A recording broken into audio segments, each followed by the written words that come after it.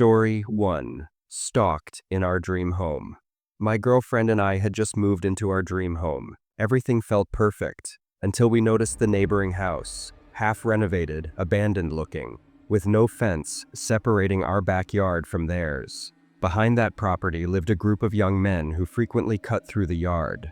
We didn't think much of it, until our first night outside. From a dark window, a man stared at us, no expression, just watching. Half an hour later, shaken, we went inside. Days later, while relaxing in the garden, 3 men emerged from the neighboring yard, one holding a bag of stolen items. They entered our garden without asking.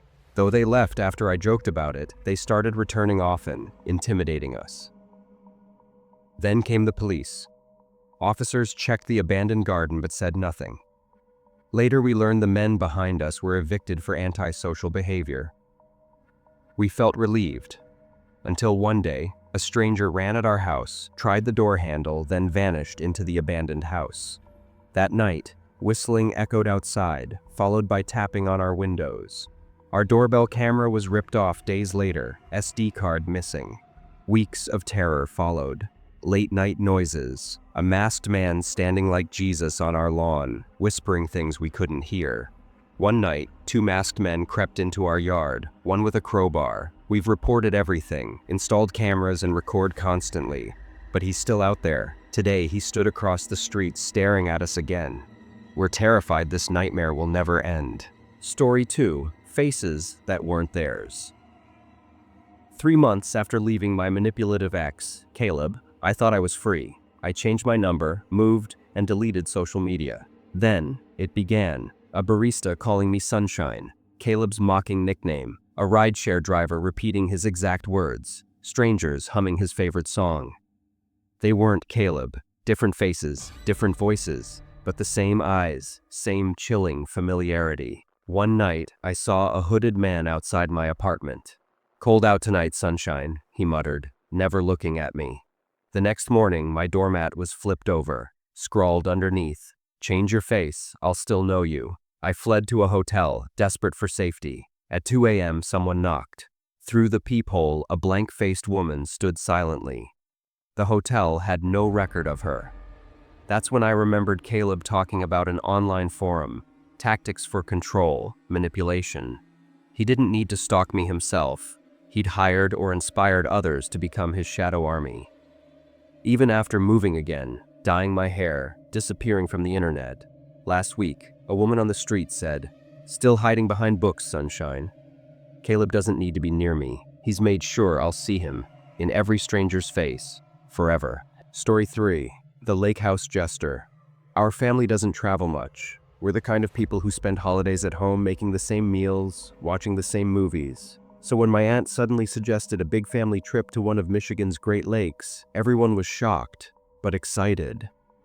My cousin somehow found a massive Airbnb right on the beach. It was beautiful, a huge main house with lake views that stretched endlessly, making you forget you weren't on the ocean. There was also a second building behind it, a 2-story garage that had been converted into bedrooms. With 18 people in our group, space was tight, so my 3 cousins and I were assigned to sleep in that garage building. From the outside, it looked fine, but when we stepped inside that first night, the mood shifted. The air was heavy, damp. The bathroom was carpeted and smelled of mold. The beds had yellow stains, and the lock on the main door was just a flimsy latch. It was obvious the cleaners focused on the main house and barely touched this one. My cousins were disgusted and refused to sleep until we washed the sheets. I volunteered to handle laundry. The machines were tiny, so we had to wash one set of bedding at a time. We spent hours going up and down, waiting for cycles to finish. The building's staircase creaked unnaturally, echoing like footsteps behind you even when you were alone. Each trip downstairs felt wrong. Around 2:30 a.m., exhausted but relieved to have clean sheets, we finally made the beds. Nikki, my youngest cousin, insisted we keep the light on all night. Everyone else passed out almost instantly, but I stayed awake, scrolling on my phone and finishing some schoolwork. That's when I heard it. A bang against the garage door so loud it shook the building. My heart jumped, but no one stirred.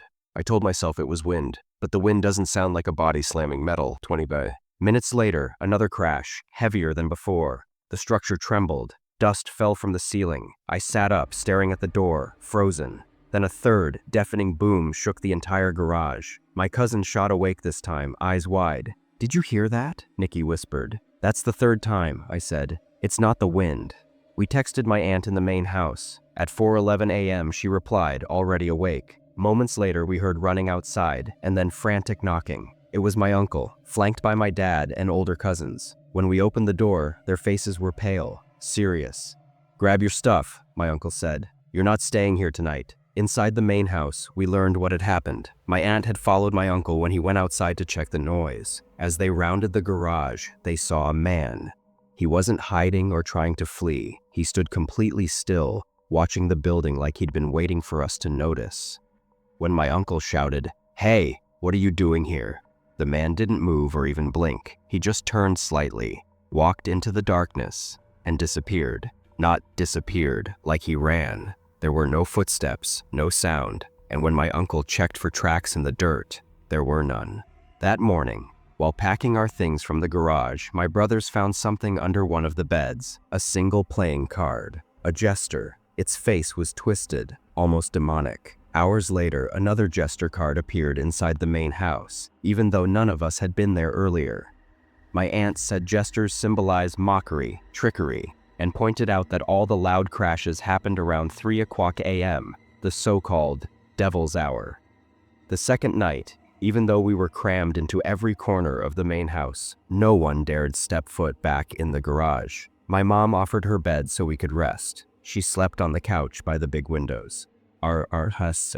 On 4 o'clock a.m., she woke to footsteps on the porch. At first, she thought it was my dad, but then came the sound of a doorknob rattling, the basement door which barely locked.